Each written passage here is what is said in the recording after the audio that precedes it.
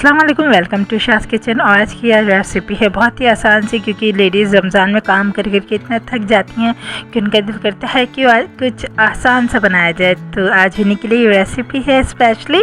चले, हमने यहाँ पे लिया है 1/2 kg हमने बीफ लिया है। और आज रेसिपी बनाते बनाते हमने अपनी उंगली भी कट कर ली है, अच्छी खासी कट गई थी, लेकिन हमें वीडियो तो बनानी थी तो हमने इस काम को स्टार्ट ही रखा। और हमने यहाँ पे लिया है कुकर के अंदर हम बना रहे हैं, हमने 150 ml ऑयल लिया है और इसके अंदर हम जो है बीफ डालेंगे और बीफ को हम फ्राई करेंगे, ठीक है।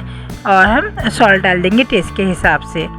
थोड़ी देर फ्राई करेंगे, जब ये फ्राई हो जाएगा तो हम 1 टेबलस्पून यहाँ पे अदरक लहसुन का पेस्ट डाल रहे हैं। एक हमारे पास जो लार्ज प्याज थी उसको हमने पीस लिया है, ठीक है, ग्राइंड कर लिया, वो ऐड कर दी। मसाले ऐड कर रहे हैं, हल्दी ऐड की हमने हाफ टेबल स्पून हमारे पास है red chilli powder,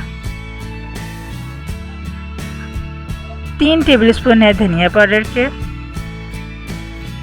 half tablespoon red chilli flakes हैं,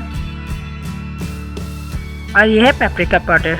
पेपरिका पाउडर हम ज़्यादातर यूज़ करते हैं, वो सालन को कलर देने के लिए यूज़ करते हैं। आपकी मर्ज़ी, आप स्किप कर सकते हैं। 1 टीस्पून जो हमने यहाँ पे लिए गरम मसाला, ठीक है।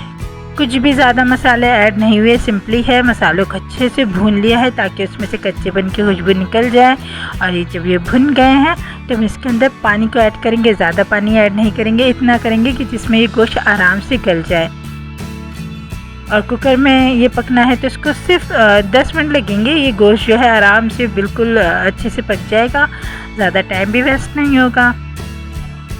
बस ये देखिए 10 मिनट हो गए, हमने कुकर को खोला और आप देख सकते हैं सालन बन गया। लेकिन हम इसके अंदर आलू भी ऐड कर रहे हैं। आलू हमने सेम साइज़ के काटे, क्योंकि कुकर में होता है कुछ बड़े छोटे होंगे तो वो फिर कुछ गल जाएंगे, कुछ नहीं गलते। और पानी हम जो यहाँ पे डाल रहे हैं वो हमने अपने सालन के हिसाब से डाला है कि हमें कितना सालन रखना है। बस हमने लगा दी सीटी और ये 1 सीटी में दोबारा से आलू गल गए और मज़ेदार सा आलू गोश्त का सालन जो है वो तैयार हो चुका है। वीडियो पसंद आए तो चैनल को सब्सक्राइब कर दीजिए, वीडियो को लाइक और शेयर करें, कमेंट बॉक्स में ज़रूर कमेंट दिया करें। चले, मिलते हैं अगली वीडियो में, तब तक के लिए अल्लाह हाफिज़।